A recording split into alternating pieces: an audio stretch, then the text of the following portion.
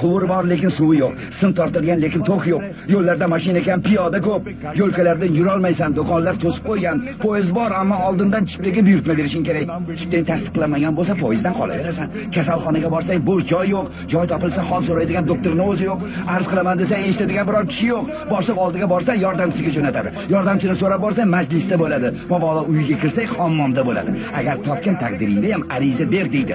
Yana 2 nusxada keyin arizang aylana boshlaydi. Aylanaveradi, aylanaveradi, aylanaveradi.